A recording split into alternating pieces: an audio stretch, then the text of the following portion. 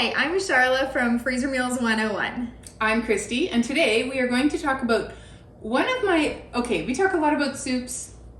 This is probably my all-time favorite soup. It is dill pickle soup, and it's so good. It's so good. My father-in-law doesn't cook at all, and he worked at a place that had a cafeteria, and you could buy tickets to go and eat at the cafeteria. So when he was single, he was buying extra tickets to get extra meals to take them home so he could eat throughout the week. And one time he bought a pail of dill pickle soup and brought it over, and we ate this dill pickle soup, and it was kind of like, what is this? And so it's a weird concept, right? It's a weird concept. How could it be creamy and tangy? And it is. So I went on the search for the best dill pickle soup recipe, and I have found it. It's by the Noble Pig. It is an older recipe. It's like, I've been making this for years. It's down below in the description. But we are going to freezerize it. Yes. Freezer mealerize it. Yes, we are. We have been talking for probably 2 years because, I tried dill pickle soup at a restaurant one time, and so it came up in conversation, and Christy was like, I've got the best dill pickle soup recipe ever. And so I tried it, and it really was. It really is. It was really, really good. And so once in a while, when she makes it, she'll bring me a bowl. For those of you who don't know, Christy's my neighbor 2 doors that way, so it's not, we're not that far for her to bring me a bowl, but it's such a treat. And recently in a video, we were talking about her bringing me this bowl of dill pickle soup. Yes. And so that got us chatting, but we have kind of thrown it out over the years. We have talked about it over the years, but there isn't anything about this that makes it shout out, hey, you can freeze this and it'll be great, because we thought we're going to have to modify it a bit. But what's the first thing you do when you're going to try make something in the freezer? You test it. So we have tested this now. We made a double batch, and then we let it cool, and we sectioned it into bags and froze them. I do have to admit that day we ate some that day. We ate some fresh because we had some lunch. We couldn't. We worked really hard, and we had to sustain ourselves. Yes. Yes. But we have frozen it, and now we've thawed it, cooked it up, and we can report that it works. Yay! We did it. Yeah. So let's get into the recipe. Awesome. In a large pot, we're going to bring our potatoes to a boil in some chicken broth, and we're going to add carrots and a huge chunk of butter. Now remember, we have doubled this in this recipe, so when you're looking at that chunk of butter, don't feel inadequate or anything. It is doubled, so there's a lot of butter in it. We're going to bring it to a boil and cook it until the potatoes are tender, and then we're going to add in our pickles. We're going to bring it back to a boil. Now, on the side, we are going to stir together flour, sour cream, and we're going to make a paste, and we're supposed to add water. And when I was making this, I did actually forget to add the water. There was some elbow grease happening here, and when I went back and reread the recipe later, I'm like, oh, that wouldn't have been so hard if I had added the water. But we skipped the water in the making of this video. So we're going to vigorously whisk it, and you can see it is thick. And then we plop that into the soup a couple of tablespoons at a time and incorporate it. And you whisk it vigorously so that those potatoes even start to break up then. It's okay to be a little bit rough with them. And I don't really care because I end up using the blender in the end anyway. So the little balls of flour are okay, don't panic. They will disappear. Then we add our pickle juice. Now in the blog post, they say not all pickles are created equally, and this is true. So if you're using kosher pickles, dill pickles, garlic pickle, well, dill pickles obviously, garlic pickles, homemade pickles, they're gonna pack a bigger punch. So you really want to be careful about your salt here. When you wanna salt it at the end, because you might have enough already. So just depends on your pickle juice that you're using. Old Bay seasoning we add in. Now listen, Charlotte's allergic to celery salt, and the biggest portion of Old Bay seasoning is celery salt. So we Googled a few alternatives, and we kind of made our own. So I substituted it with regular salt, and we added in dill, paprika, pepper, cayenne, dry mustard, nutmeg, cinnamon, and cardamom, and allspice and cloves, and a little bit of ginger. So there's a real great mixture. This is good on fish. This is good. It's Old Bay, like it's a Maritimer's kind of spice. We have trouble getting it in Canada sometimes, so they have something similar at Bulk Barn. It's called Sea Shanty or something like that, and it's the equivalent. So you're gonna add those in, add a little more pepper and a little more cayenne, and then cook. And it says serve immediately, but we are adding the extra step of using the blender to make it nice and smooth. It's really just because I have trouble with the cooked potatoes texture. Now, one thing that Christy has always done for this soup that I think does make it different and a bit better is that she does run it through an immersion, or run an immersion blender through it so that it, you know, gets to be all kind of one consistency, but then she adds more dill pickles. So you still get like that crunch of some dill pickles. So some of the dill pickles go through the immersion blender and they are like part of the soup base, but some of them you still get that nice crunch. In this case, I added another whole cup, which was a lot. This was, your husband has had this before. He was there when we made it, and he said, this is really tangy. He thought it was maybe tangier than normal. But I think it's because I did, rather than save some back of that initial pickle, right, I think I just added extra. Yes. And so that might have made a difference. And then to garnish it, you would like want to have maybe some fresh dill and some sliced pickles on it.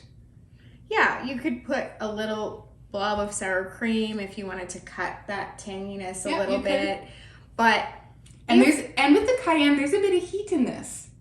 A bit. It's not overwhelming. It's probably not enough for you. Would you put more cayenne in? I'd put more cayenne. Yeah. But this is so good. Now, if you don't like dill pickles, you probably didn't click on the video, actually, if you don't like dill pickles. But, I mean, don't make this soup because it's very dill pickle forward, right? Yeah, it is. Oh, it is dill pickle forward. Now, listen, it is winter in Alberta. It is minus 24 degrees today. And this is a great winter soup. Celsius. I don't even know what that would be in Fahrenheit. Cold. It's cold. Well below freezing. And this is a heat you up from the inside kind of soup that makes you feel alive. It is really good. It is really good. She is not kidding. There is zip to this soup. And so what made us nervous about freezing it, let's just get down to that, is two things. First, it has flour, and flour can tend to separate when you freeze, thaw, reheat. Mm-hmm. So we're going to address that one first, because I'm not sure if it's because the flour was mixed into the sour cream like it was, which is called for in the Noble Pig recipe, but it didn't really separate on us. However, we did have So when I first emptied mine into the pot and it had really thawed well and was just starting to heat up, I noticed mine looked like curds or something. Like it was maybe separated. The consistency wasn't right. It looked weird. And I thought, oh no, how's this gonna go? So I just got my whisk and I went, and I really whisked it really well. I beat up those little, they're teeny tiny, but I just broke them up. Yeah. And then as I heated it, it just got better and better. Taste was there, the texture was there. It was just like fresh. We had it fresh. It was good. Now, with mine, I put it in the pot and had it. And I forgot to tell her. I forgot to tell her that I had made mine, and that was my experience. Or I'd have said, "You gotta whisk it to death." Totally. So I didn't know about the whisking. I did notice when I dumped mine from the bag into the pot that it felt like kind of the wrong texture. Again, I was worried it had separated. But I didn't have time to stand there and whisk because I was taking care of my grandbaby, and babies don't really let you stand there and whisk. At least this one doesn't. So it heated up all by itself. Yes, and it just sat there, and when it came to a simmer, that worked it out. It did work it out. You didn't have to whisk it. No, it just had the right consistency. So either way, this worked. The other thing that was a concern for us was the potatoes. So when you're freezer cooking, we do have a video. I'm going to put it right there. And it tells you like what to freeze, what not to freeze, how to freeze certain things. And you can even get a checklist. Actually, we'll put it in the description below this as well, where you can get like a quick cheat sheet about what freezes, what doesn't, all those kind of things. But potatoes are a tricky one. You can use things like hash browns, tater tots, French fries, like things that are already cooked, already frozen because they're cooked. You can freeze mashed potatoes. Totally. We have a great garlic mashed potatoes recipe. So nice to have in the freezer. It is nice. And you can freeze double baked potatoes. Yes, we've done those. We have a video. We do have a video of that. And, but yeah, potatoes, if you put them in raw, they can get black, they can get texture issues. They go watery and mealy. It's just not good. But these are cooked. Yes. So we're like, okay, let's see. We're just testing. We're just seeing how it goes.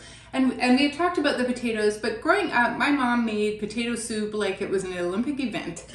and she froze it all the time. And can I tell you, to this day, that is one of the few, well, okay, there's a few foods that I'll say no to, but I can't make myself do it. I just have never liked it. I have trouble with mashed potatoes sometimes, if they're the wrong texture. Yeah. And you're sick of potato soup. I don't think I ate it much as a kid. They're like, oh, we got bacon and cheese in it. And I'm like, no, I just couldn't do it. That's one of the things. So when I first saw this recipe and I saw that the potatoes were in it, that's where I'm like, all right, I have to just blend it because I might not be able to do the potatoes. And it worked out really well. So this is kind of our adapted version. We'll put the Noble Pig link below. For sure. They have come up with an amazing recipe. Go and give them your love. Yes. So thank you for joining us today. It was a bit of a different video because we only did one recipe, but we've been talking about this dill pickle soup in some of the other videos. And so we wanted to give you an update and bring you the recipe so that you could make it yourself and have it in your freezer. When we transferred it, we did it in medium-sized bags because this is just a selfish thing of mine. I wanted to be able to have them for lunches. I just wanted to be able to have them just me. And this actually makes quite a bit. Yes, it does. It makes a good chunk of it.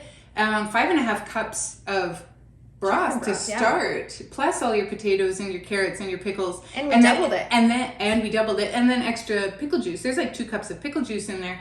That is a sizable pot of soup. We will demolish it. So that's why I can be selfless and send a cup of soup over for my best friend, because it does make a lot, and you can make this for a crowd and it'll be a hit unless you have the pickle naysayers. We've got a couple of kids that won't eat pickles, and so that's the other reason that I thought lunch-sized portions would work really well. Yeah. And we'll probably be kind and also gift a few of them. Because we can make more. We can make more. We can make more. We make so many freezer meals. Yeah, we do. There's one thing we can do well. It's make freezer meals. So we're going to also tell you that we have a mega session coming up. Yeah, we do. We're going to link right there to our last mega session just to hold you over until we get to that. But we are in the planning stages. I sent the full completed list to Christy yesterday for her to make labels for that. And it's getting exciting because we're trying a lot of new recipes this time, a lot. And tried and true, of course, because we have to. We have to. And we're also doing a lot of budget recipes because groceries are darned expensive. Yes. If you want to save money, do freezer meals. Absolutely. Yes. So thanks for checking out our dill pickle soup and happy cooking.